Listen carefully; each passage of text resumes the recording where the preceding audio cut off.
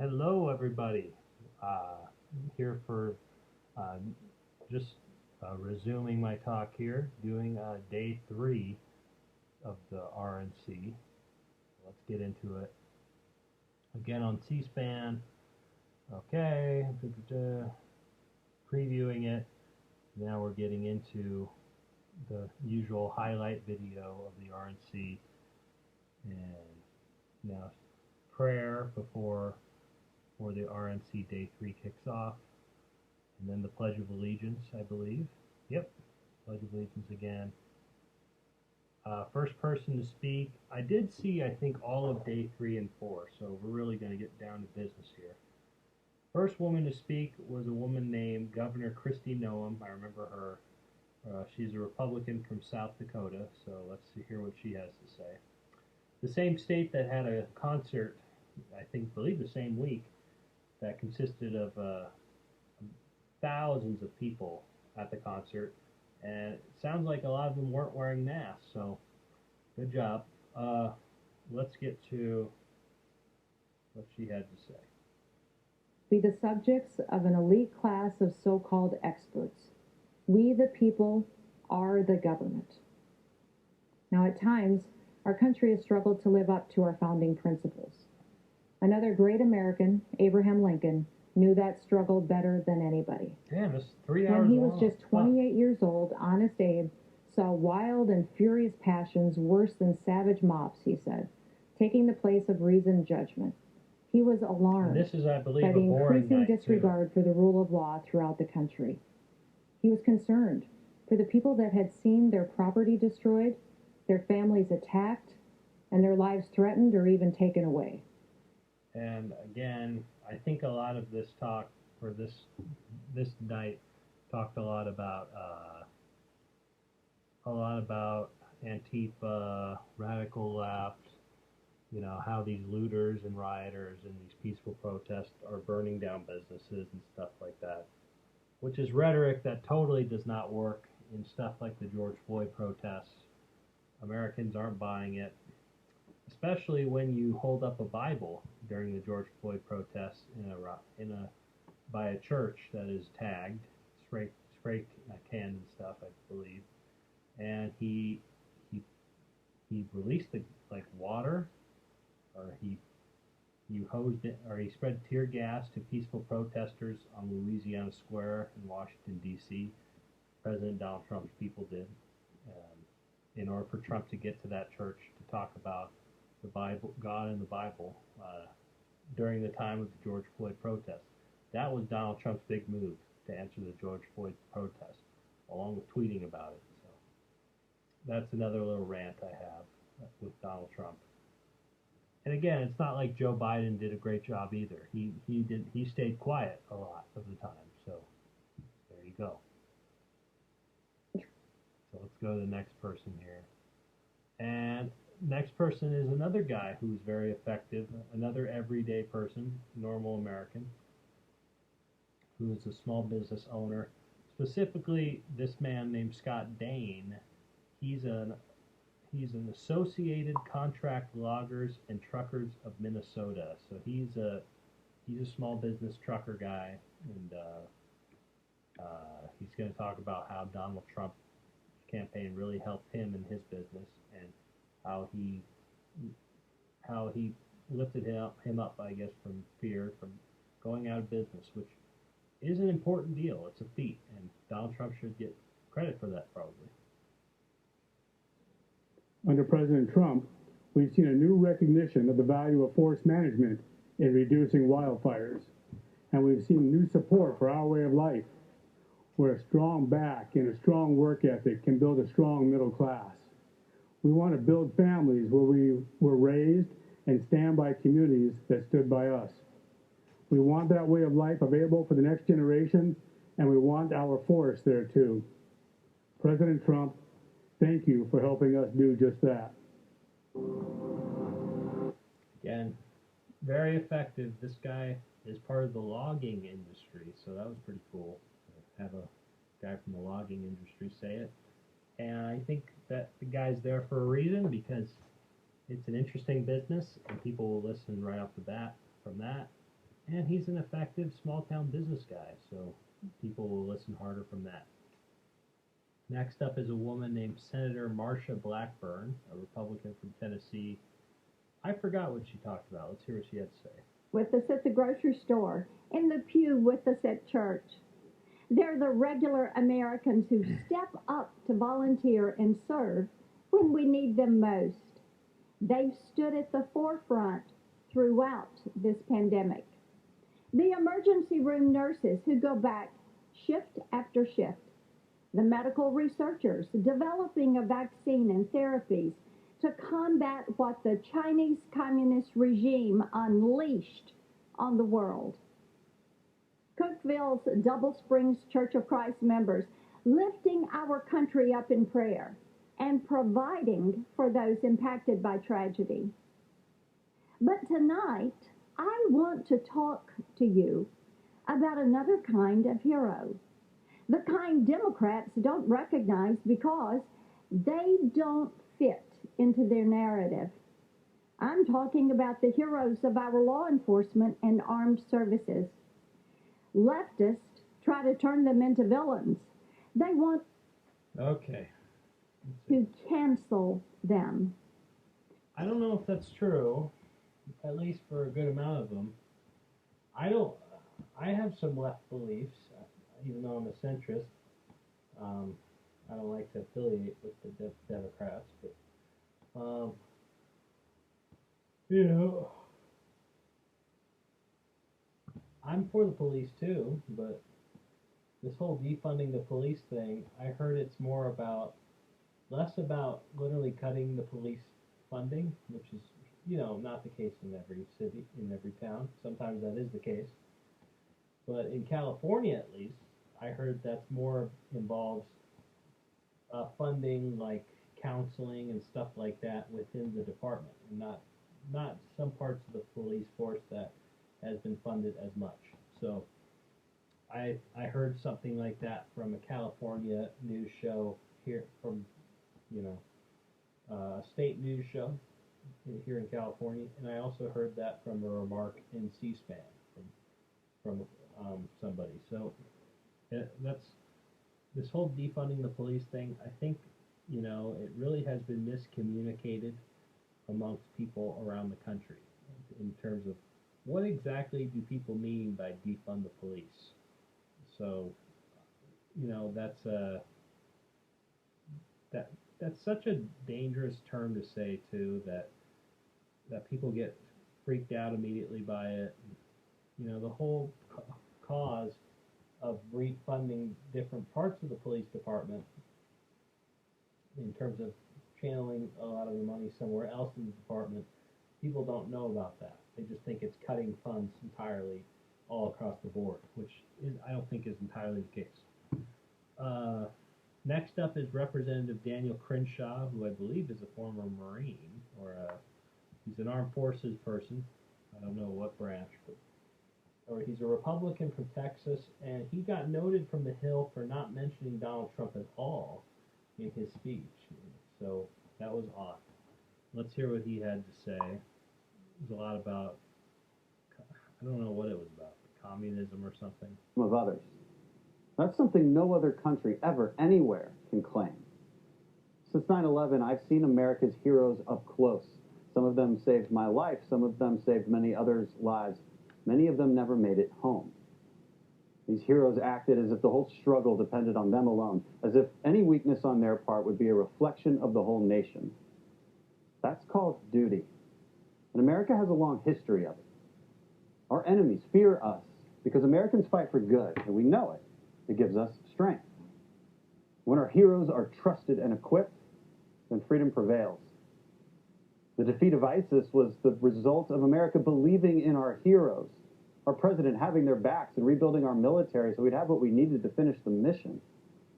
The cowering of the Iranian regime and the restoration of the deterrence once lost is the result of America believing in her own might again. No, I'm getting bored from this thing, honestly. I don't know. I respect what this guy said, and I've already heard what he said, but it didn't really talk about policy or something. He seemed kind of indirect in what he said. This guy was more effective, and this is another armed forces guy. What's his name? What's his first name?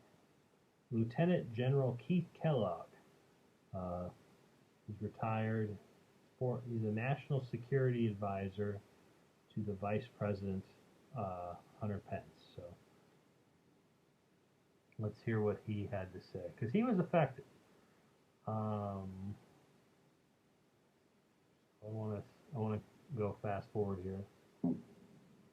President Trump has reversed the decline of our military and restructured our national security strategy. With historic investment and vision, our military is now better equipped, better resourced, and better manned than any military in the world. President Trump demolished the terrorist ISIS caliphate in the Middle East and eliminated its leader, al-Baghdadi, one of the world's most brutal terrorists. President Trump took decisive action against Iranian terrorist mastermind, Qasem Soleimani, a man responsible for deaths of hundreds of American servicemen in Iraq. When our NATO allies failed to meet their commitments as we upheld ours, President Trump demanded parity. NATO members have now increased their contributions over $100 billion this year, and NATO's Secretary General credits President Donald J. Trump. President Trump challenged and continues to challenge an ever increasingly provocative and militant China. But make no mistake, President Trump is no hawk. He wisely wields the sword when required, but believes in seeking peace instead of perpetual conflict. I can believe that idea that he's not a hawk, considering that he's never, again, put us in a war, and he's not looking for a war. I think this is a strong point for Donald Trump, the issues of foreign policy and dealing with foreign powers or terrorist organizations. This is a strong point, a stronger point, I think, with Donald Trump. I think that's a better way of putting it. So Keith Kellogg was pretty effective here in his speech, and I respect the previous guys, Keith Kellogg and Dan Crenshaw, who gave up an eye for his country, for God's sakes. But I just have to say, call it like I see it, Dan Crenshaw's speech wasn't that effective. Keith Kellogg's was.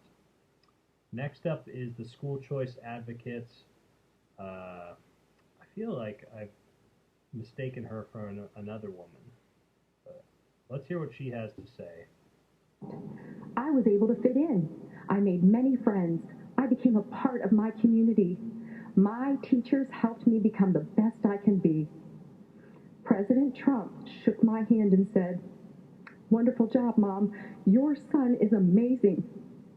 Unlike the doctor who told me to end Samuel's life before it even began, President Trump did not dismiss my son. He showed Samuel he valued him and was proud of what he accomplished. President Trump gave Samuel an equal seat at the table. Tonight, I would like to extend my thanks to President Trump and his administration for their work towards making every student's dream of a meaningful education a reality. All right. Yeah. A lot of stuff on President. How many times does she have to say President Trump's name? Good God. I don't know. But anyway, let's get to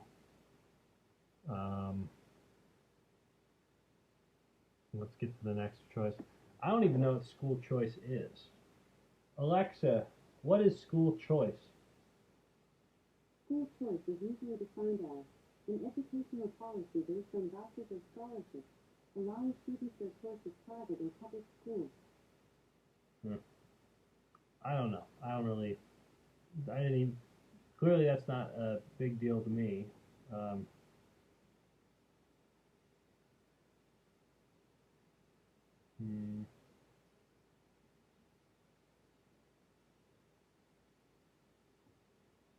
So anyway, let's go to the next thing here, which is a promotion of women's rights,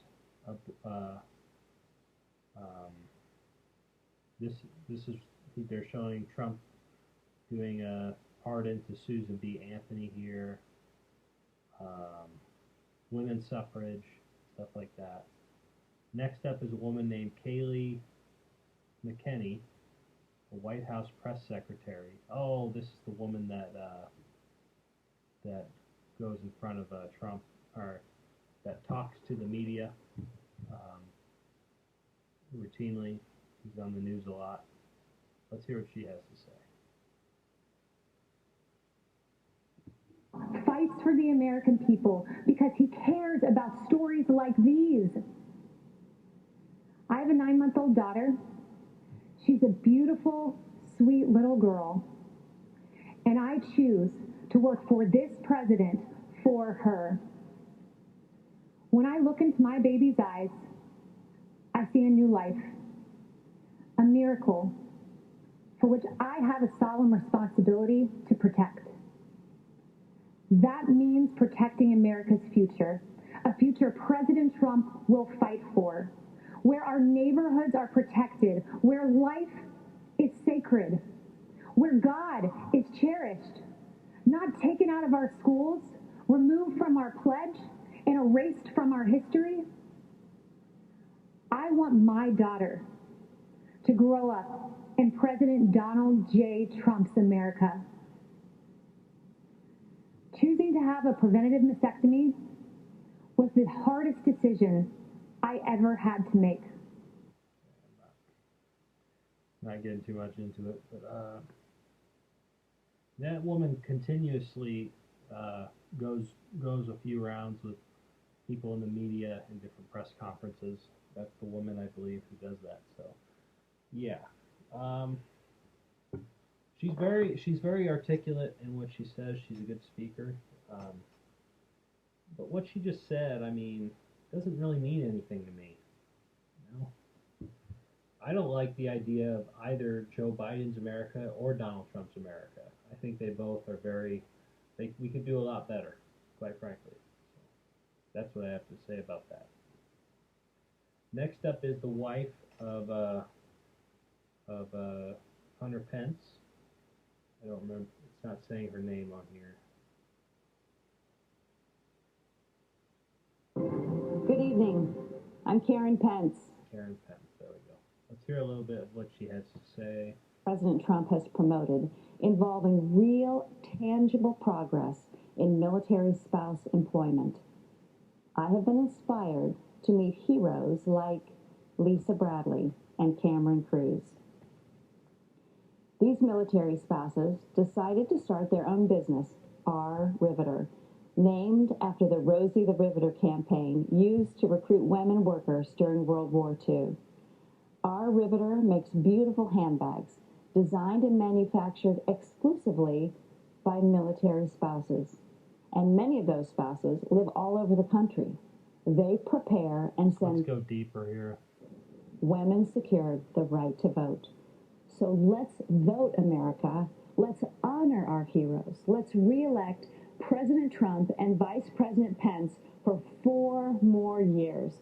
God bless our heroes, and God bless the United States of America. We hope America. Again, that speech didn't really do much for me. Let's go on. Next up is Kellyanne Conway, the leader of the violation of the Hatch Act. I think I mentioned her earlier when I did day 1 of the convention, of how she specifically violated the Hatch Act so much that a nonpartisan council in the government, I believe in a specific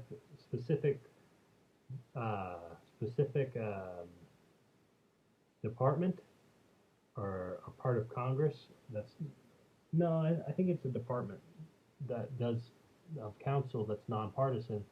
They recommended the removal of Kellyanne Conway from her position in the administration because she violated the Hatch Act so much. And nobody has been recommended removal in like decades, according to a report about that on C-SPAN. So This woman should have been gone a long time ago. At this point, she was gone when she made this speech, just a few days before, due to personal reasons. You know, I'm not a fan of somebody leaving due to personal reasons. You know, that always sucks. I don't wish people to leave because of personal reasons, because I hope personal reasons can get avoided. But in Kellyanne Conway's case, even though I don't want any personal issues to happen with her, from a professional stance, I'm quite happy she's gone from her position, because, you know, I take the Hatch Act seriously, and I don't feel like having Kellyanne Conway I don't feel like having Kellyanne Conway in office because of that. She didn't only violate the Hatch Act, she laughed about it when that council recommended her removal. She laughed about it with the press, and she refused to accept she refused a congressional subpoena attendance for about it. A congressional subpoena. She refused to go to court about it. So I'm glad she's gone. That's really what I think about her position. Who shape us? Next up is this one was interesting. Sister Deidre Byrne. She's a medical doctor from the Little Workers of the Sacred Heart. She's also a nun, but she was also a combat veteran, or she's a military veteran. So I don't know where she said that, but let's hear a little bit what she has to say. That's an interesting woman when you're a military veteran, as a woman military veteran / nun / medical doctor. That's pretty fucking impressive. Let's hear what she had to say. And now here I am, speaking at the Republican National Convention. I guess you better be careful for what you pray for. Yeah, she's a retired U.S. Army colonel. That's right. She definitely seemed to support abortion. And when she said that she's a medical doctor, she said that babies do feel pain or something like that. Or she said that near the end of her speech. Let's try to see if I can get it. Recitation, life begins at conception. Okay. While what I have to say may be difficult for some to hear, I am saying it because I'm not just pro-life, I'm pro-eternal life, and I want all of us to end up in heaven together someday. Which brings me to why I'm here today. Donald Trump is the most pro-life president that this nation has ever had, defending life at all stages. His belief in the sanctity of life transcends politics. Okay. I remember her saying that too when I watched the convention, and I can agree with that, considering what's happened with the Roe v. Wade situation in the courts and how it's moving up in the courts to where people want Roe v. Wade to be reversed ultimately at the Supreme Court, where it's going to consist of more conservative judges in that court. If President Trump gets reelected, there will be a majority of conservative judges, quite possibly in the Supreme Court, if there's not already. It's going to be close. And, yeah. I don't know if that's a good thing, quite frankly, particularly with abortion. Again, I'm right there with abortion. But this woman came off very impressive to me simply from her credentials. I mean, Jesus Christ. Very impressive woman. But let's go to the next person, which was Lou Holtz, football legend. You know, I loved Herschel Walker's speech from night one. I thought it was one of the best speeches in the convention. Lou Holtz, not so much. I think he said a couple things that I don't remember off the top of my head that I remember not being a fan of at all, unfortunately. So let's hear a clip of what Lou Holtz had to say and see if I can catch any of it. Amount to something special. I lived by those principles of hard work and responsibility my whole life, living out the American story, and it works. But there are people today, like politicians, professors, protesters, and of course President Trump's naysayers in the media, who like to blame others for problems. They don't have pride in our country. And because they no longer ask, what can I do for my country? Only what the country should be doing for them. They don't have pride in themselves. That's wrong. She said that's wrong at the end of that. I didn't like that comment. I thought that was a very broad statement to make about a certain group of a large group of Americans in this country, and I thought that was a reckless thing to say, to be honest. And, I'm not saying that some of those Americans are like that, but I still thought that was irresponsible to say, you know. I didn't like that at all. And I love Lou Holtz. I am a college football fan, and I grew up watching Lou Holtz be an analyst on ESPN. I love the guy to death. But for him to say that, I was like, come on, Lou. Come on, Dr. Lou. Just, no. That's a little reckless of you to say about a lot of Americans. Let's go to the next person here, which was Michael McHale, a National Association of Police Organizations president. This had to do, I think, with defunding police and stuff like that, support for the police, which is what the RNC really supports. You know, I'm not saying it's a bad thing, but I'm saying that was a big message throughout the Republican National Convention. So let's hear a clip here. Association of Police Organizations, NAPO. Our organization recently endorsed Donald Trump for re-election as President of the United States. Our endorsement recognized his strong support for the men and women on the front lines, particularly during these challenging times. We value his support of aggressive federal prosecution of those who attack our police officers. His signing of the Law Enforcement Mental Health and Wellness Act, and his support for permanently authorizing funds to support 9/11 first responders and their families.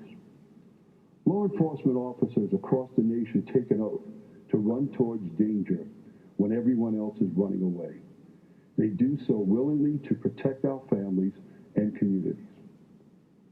I'm proud that the overwhelming majority of American police officers are the best of the best and put their lives on the line without hesitation. I have nothing to argue against that last point. You know, a lot of these messages came out and about, and for police, and people respect the police. They just don't respect bad behavior from some police officers, and I think they're from both sides. We need to communicate with police officers better. Police officers need to communicate with their people better. I think in each town, maybe there should be a couple beat cops going around and communicating with the people. In Fresno, I can tell you for certain, and probably in Clovis too, which is right next to Fresno, there's no cops patrolling and talking to the people. Not from what I see. Those guys are on patrol. And I just think there's a misdirect of communication between the police and between the people, and that needs to be fixed. Communication is number one. Let's go to the next thing here, which was Representative Elise Stefanik, Republican from New York, 21st District.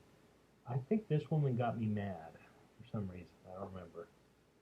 A generation of everyday Americans served and sacrificed to preserve and strengthen the American dream, the vision of life, liberty, and the pursuit of happiness, and the idea that if you work hard and dream big, you can achieve anything you imagine.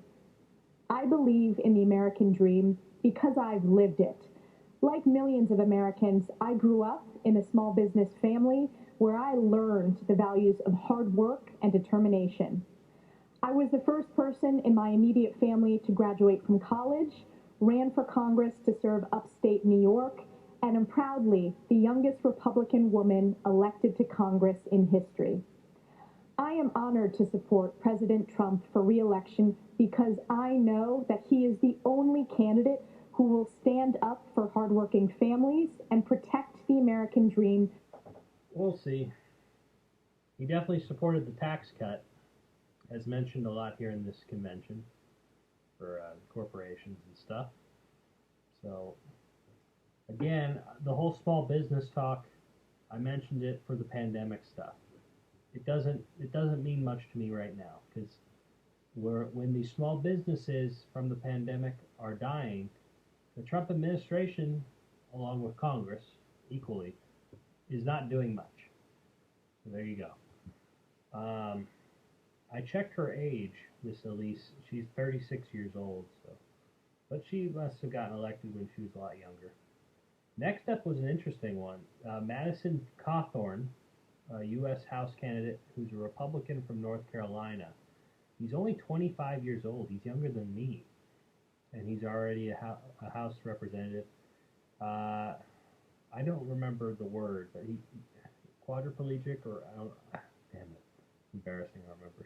He's in a wheelchair. He suffered from a car accident years ago that kept him paralyzed from the waist down, I believe, to where he's in a wheelchair basically, and it was powerful. He stood up at the end of his speech, saying we're going to rise up as Americans or something like that, and it was a powerful moment. It definitely was something to watch, and it was effective in that way. But I don't remember his rhetoric or his words in his speech being very effective, but because I don't remember what he said. But let's hear what he had to say. This young man, younger than me. Wow. Here because they believe in the dream of MLK and the American dream. Join us as we, the Party of Freedom, double down on ensuring the American dream for all people. We are committed to building a new town square. It welcomes all ideas and all people. Here we will have freedom of speech, not freedom from speech. To liberals, I say let's have a conversation. Be a true liberal. Listen to other ideas and let the best ones prevail. And to conservatives, I say let's define what we support and win the argument in areas like healthcare, on the environment. In this new town square, you don't have to apologize for your beliefs or cower to a mob. You can kneel before God, but stand for our flag. The American... I remember liking what he said in that part, because I felt like he was resonating with the young people of America. I think the younger people of America are a lot more open to people's ideas from all sides, and about having a conversation and of civil discourse. So it was interesting. I don't know if I support his ideas entirely. I don't really know him, but I think this guy's going to have a future in politics. I really do. Next up was a man named Jack Brewer, a former NFL player. He's African American. I forgot his speech, but he did mention that the idea of African Americans are being able to support Donald Trump. But let's hear what he had to say, because I don't really remember what he said. To allow Biden and Harris to deny our underserved black and brown children school choice?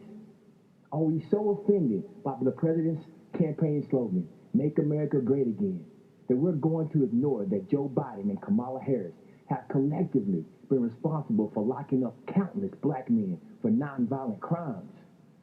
Are you going to allow the media to lie to you by falsely claiming that he said there were very fine white supremacists in Charlottesville? He didn't say that. It's a lie. And ignore the so-called Black Lives Matter organization that openly, on their website, calls for the destruction of the nuclear family. My fellow Americans, our families need each other. We need black fathers in the homes with their wives and children. The future of our communities depend on it. I'm blessed to be able to run inner city youth programs and to also teach in prisons across America. I gotta move forward, but he did say a couple of effective things on there. That I remember him saying that now and about Biden and Harris, and that was effective. I'm surprised that wasn't covered more in other mainstream outlets, including The Hill. So he was relatively effective, but upon hearing him. Next up is a man named Chen Guangchang. I'm sorry if I mispronounced that, but he is I believe he is someone who overcame violence from the Chinese government. He was moved into America by Donald Trump. The Chinese government interrogated him or something, or kept him in lock and key over there for some reason. Let me hear what he had to say, but it was effective, and he's now. Guan Cheng is an attorney and civil rights activist here in America. So he lives in the United States now. We are now free. The CCP is an enemy of humanity. CCP is I think a party in China. So. Is terrorizing its own people, and it is threatening the well-being of the world. In China, expressing beliefs or ideas not approved by the CCP, religion, democracy, human rights can lead to prison. The nation lives under mass surveillance and censorship. The U.S. must use its values of freedom, democracy, and the rule of law to gather a coalition of other democracies to stop CCP's aggression. President Trump had led on this, and we need the other countries to join him in this fight.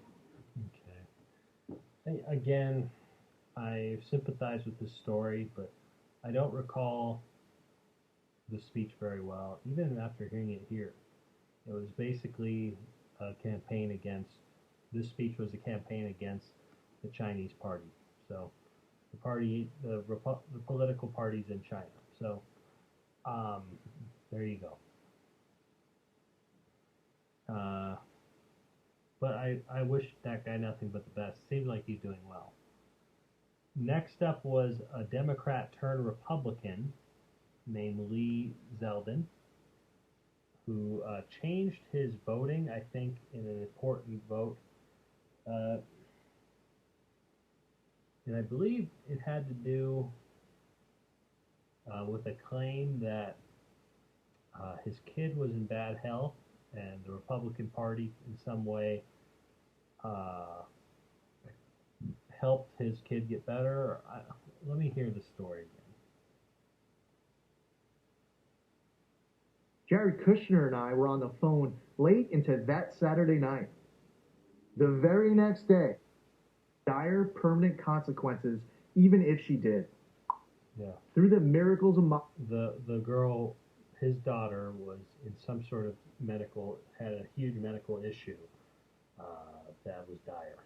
So keep that in mind as he's going forward. Medicine, power of prayer, and her will to live.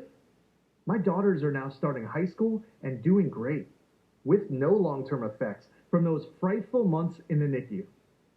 So when I learned my county's PPE stockpile was depleted, I immediately thought of those healthcare workers who saved my baby girls. Jared Kushner and I were on the phone late into that Saturday night. The very next day, President Trump announced he was sending us 200,000 N95 masks. He actually delivered almost 400,000. That number quickly grew to 1.2 million masks, gowns, and more. The president sent thousands of ventilators to New York. He deployed the USS Comfort and converted the Javits Center to a field hospital. His administration authorized our lab testing requests at blinding speed. During a once-in-a-century pandemic, an unforeseeable crisis sent to us from a faraway land, the president's effort for New York was phenomenal. For our nation to emerge even stronger, more prosperous, freer, and more secure than ever. To make our country greater than ever before, we must re-elect President Trump. We are the land of the free. Okay, so basically, if I counted correctly, he changed his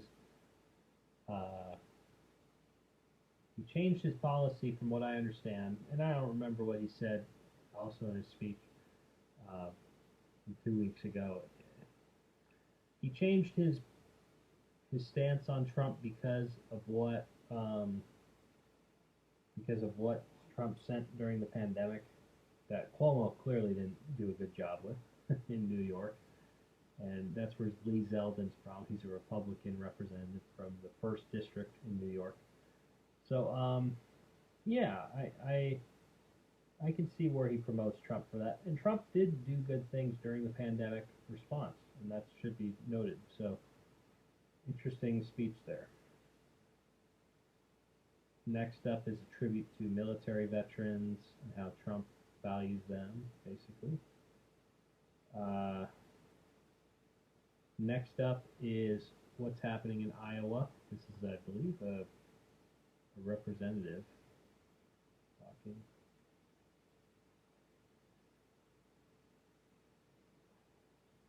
President Trump quickly signed an emergency declaration for Iowa to provide relief.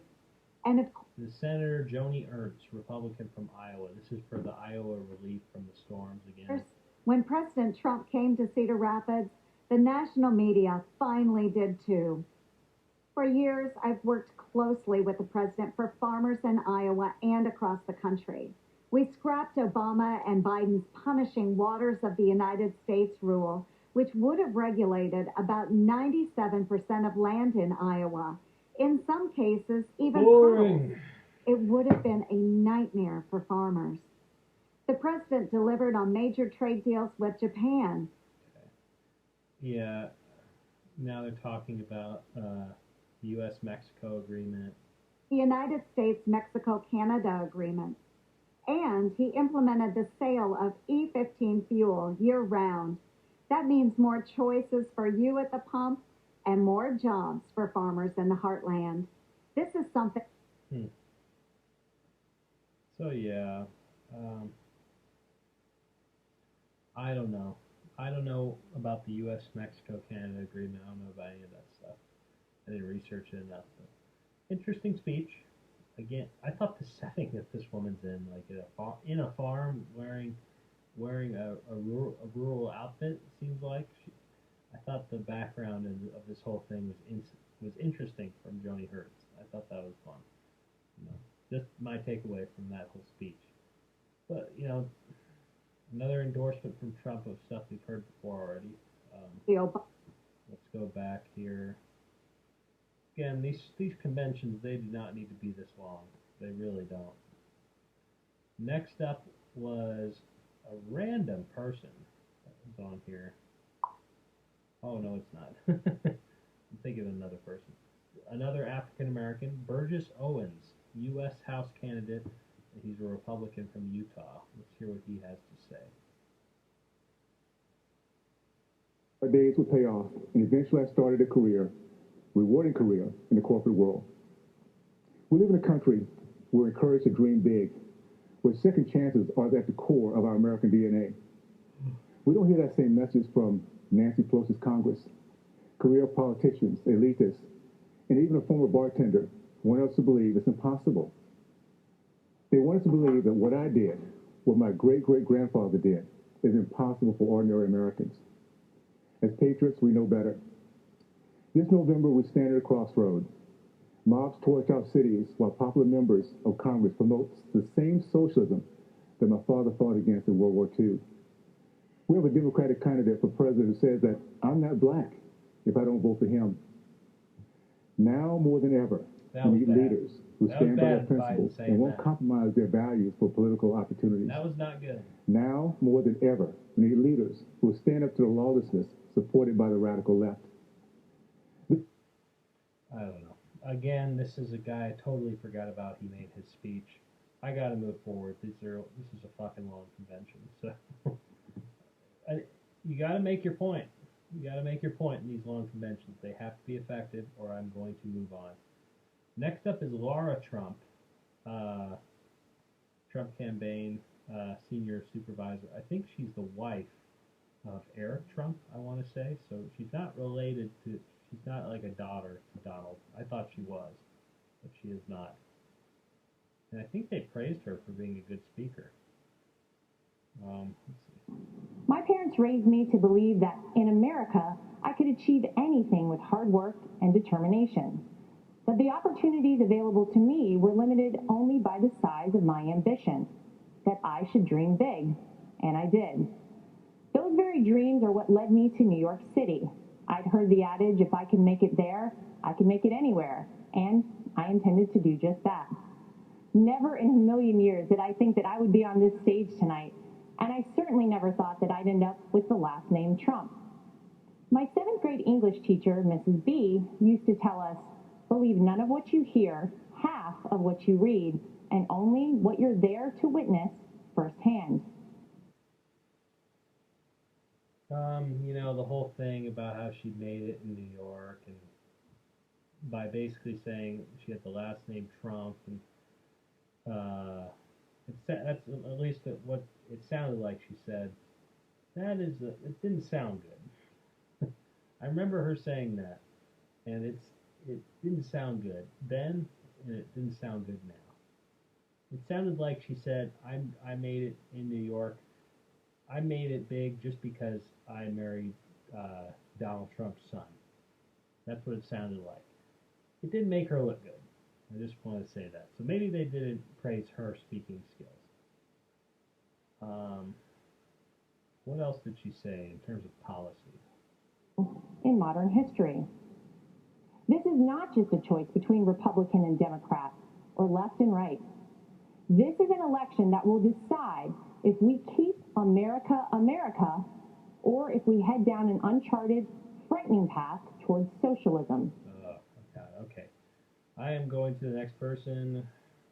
I don't think we're ever going to go to socialism. Americans wouldn't allow it. I think it's a mixture between socialism and capitalism, if I had to guess. I'm not an expert in that field, but I just, thinking as a common sense person, I think it's that. Good evening. My name is Sam Vigil. There is a hole in my heart since my beloved Jackie was taken from me.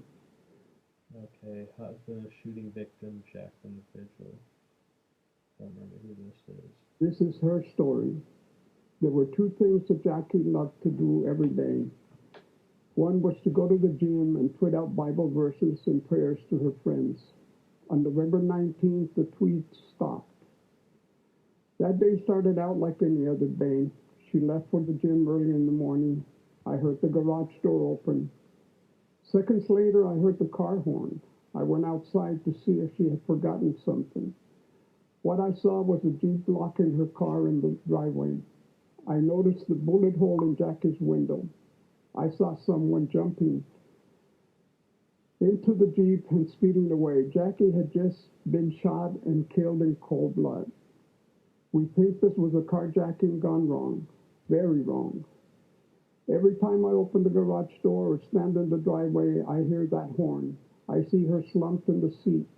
When I go to bed at night, that sound and image haunt me. That's my life sentence. It's a sentence being served by too many families left behind by senseless killings. Albuquerque, where I live, is one of the most violent cities in the country. Let's get to kind of a policy part of this conversation of how Donald Trump helped him. Matter of days, they arrested 4 people. The 5th suspect killer was arrested in Texas on unrelated charges. He is an illegal immigrant with a long criminal record. He had been deported in September and had come back in October to terrorize our community. I am extremely grateful to President Trump and the FBI for their efforts to deliver justice for Jackie and all the other innocent victims of violent crime. I am honored to support the president because he is supporting us. I know he will never stop fighting for justice, for law and order, for peace, security in our communities. So basically security in the communities and probably possibly for immigration enforcement, it sounds like, as well. So yeah, standard stuff with Donald Trump, the criminal enforcement and all that stuff.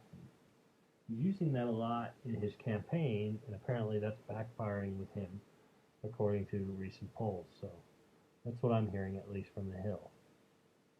Anyway, let's go to the next person. Sorry for the loss from that last guy. Next up was Clarence Henderson. You know, I think this was a 1960 Greensboro sit-in participant for civil rights. This man is African American. He's supporting Donald Trump. I forgot why. So I don't know how effective the speech was either. But let's see. Donald Trump. If that sounds strange, you don't know your history. It was the Republican Party that passed. He's saying he's supporting Donald Trump. The 13th Amendment, abolishing slavery. It was the Republican Party that passed the 14th Amendment, giving black men citizenship. It was the Republican Party that passed the 15th Amendment, giving black men the right to vote. Freedom of thought is a powerful thing. There are Americans, voters all over the country, who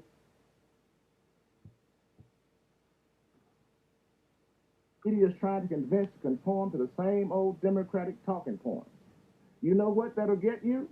The same old result. Joe Biden had the audacity to say, if you don't vote for him, you ain't black. Well, to that, I say, if you do vote for Biden, you don't know history. Donald Trump is not a politician. He's a leader. Politicians are a dime a dozen. Leaders are priceless. Donald Trump is not a leader. I will disagree with him on that. And just, he isn't a leader based off racial issues. Again, with the George Floyd protests, he did an awful job as a leader. He was not a leader in that whole situation. He's not a leader in the Kenosha, Wisconsin situation. He's proven that time and time again. You know, I don't know why this Henderson guy is supporting him, if that's his reason. Just look at what's happened this year in the last couple months. He has proven that he's not a leader with racial unrest in this country when it comes to that issue. This whole argument is ridiculous. He does make a point, though, in Joe Biden, in criticizing him, because Joe Biden did apparently side with segregationists early in his political career. So there you go. Both are not very good. Next up was a guy named Richard Grenell, a former acting director of National Intelligence. This was a weird one. I didn't listen to it that much, but it was interesting. So let's hear a snippet. Started to resemble America. And so they started to pursue unlimited globalization. They welcomed China into the World Trade Organization. They engaged in nation building in Afghanistan and tried to export democracy to Iraq. They signed a nuclear deal with Iran and a global climate agreement in Paris. But they didn't ground any of it in the interests of the average American. So for decades, while Washington politicians built a global system, American wages stagnated. Our great cities and industries were hollowed out. Entire communities were devastated. And our manufacturing plants were shipped off to China. That's what happened when Washington stopped being the capital of the United States and started being the capital of the world. As U.S. Ambassador to Germany, I had a front row seat to Donald Trump's America First foreign policy. I wish every American could see how President Trump negotiates on their behalf. I've watched President Trump charm the Chancellor of Germany while insisting that Germany pay its NATO obligations. I was proud to witness President Trump say to foreign leaders, "I don't blame you for wanting America to pay for your security. I actually respect you for out-negotiating the presidents before me." You know, this has to do a lot with foreign policy again, how Donald Trump has dealt with it. I don't know. I don't know much about the whole NATO thing, and I got to research that a little more. But when it comes to foreign policy, Donald Trump is stronger than that. Definitely stronger than Joe Biden in that department. Considering that Joe Biden supported us going to the Iraq War while he was a senator. So there you go. What else this guy is saying is interesting. So I'll leave it at that. But I don't remember a whole lot what he said either. So going into it now, the second hour. Now we're getting into Mike Pence's speech, getting into his life and all that stuff. Okay, now we're getting into his speech. This is in Baltimore. This is, I think, in a government, like a Fort Hood, I want to say, in Baltimore, or in like a government, in like a national government memoriam area. I don't remember what it's called, what the area is called where he did this speech, but it was a long speech. The speech was about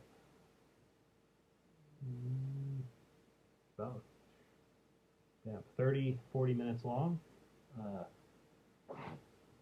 don't remember a whole lot what he said, quite frankly. And there was a lot of talking points that Mike Pence made here. And, you know, I think that sums up a lot of Mike Pence's career. He's just a boring, vanilla politician. He's the complete opposite of Donald Trump in that way. And I don't know what to really say about that. Let's listen to a couple of clips of what Pence said, because I feel like I have to. So here we go.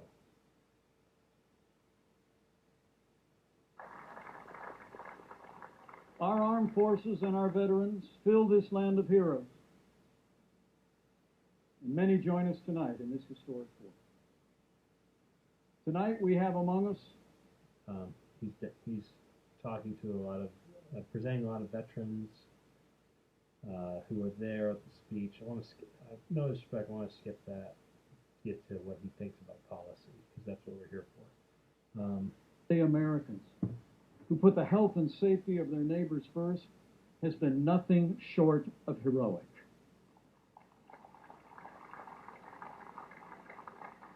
Just look at the way he looks at the camera. Veronica Sayers, total politician, put on her scrubs every day.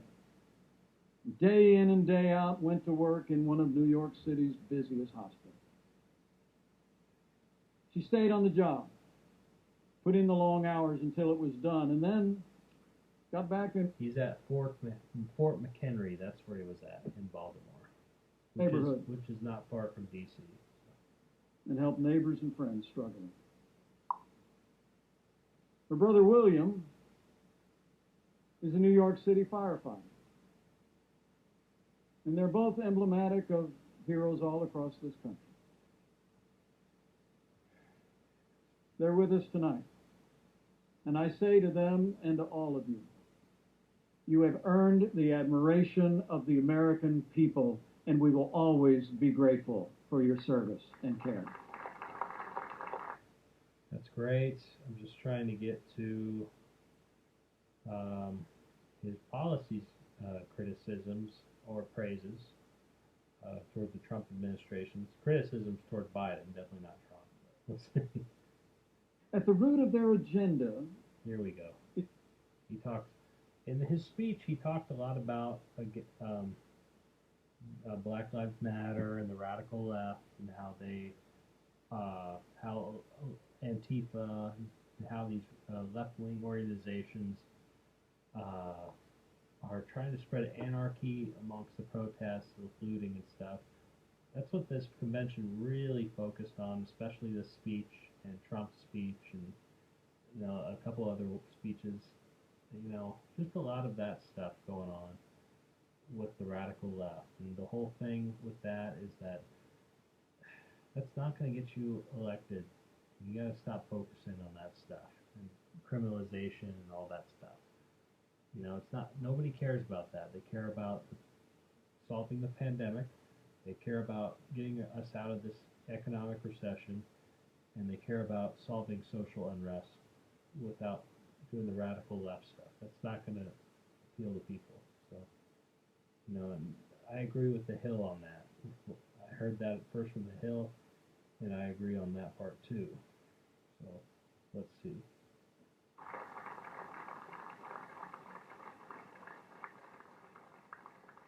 My fellow Americans, we're passing through a time of testing, but soon we will come to a time for choosing. Joe Biden has referred to himself as a transition candidate, and many were asking, transition to what? But last week, Democrats didn't talk very much about their agenda. And if I were them, I wouldn't either. Bernie Sanders did tell his followers that Joe Biden would be the most liberal president in modern times. In fact, he said, and I quote, that many of the ideas he fought for, that just a few years ago were considered radical, are now mainstream in the Democratic Party. Bernie Sanders heard that quote, and in a funny response, a funny statement that he posted on Twitter, he disagreed with the idea of him claiming that Joe Biden is the most liberal candidate in the Democratic Party.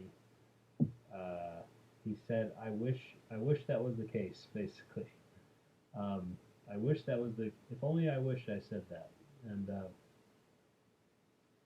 Joe Biden has a career where he really can come off as a moderate Republican based off his policy choices, and he's befriended a lot of Republicans in Congress.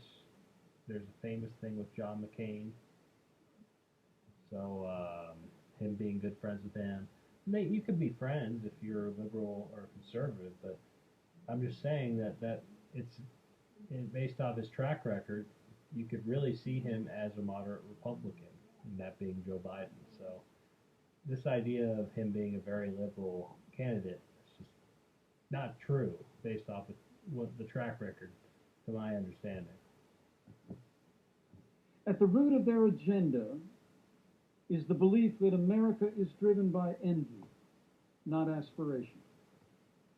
That millions of Americans harbor ill will toward our neighbors instead of loving our neighbors as ourselves. Let me try to get to another part of the speech.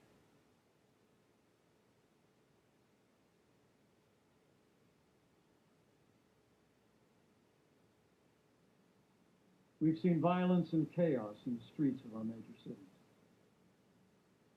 President Trump and I will always support the right of Americans to peaceful protest. But rioting and looting is not peaceful protest. Tearing down statues is not free speech. And those who do so will be prosecuted to the fullest extent of the law.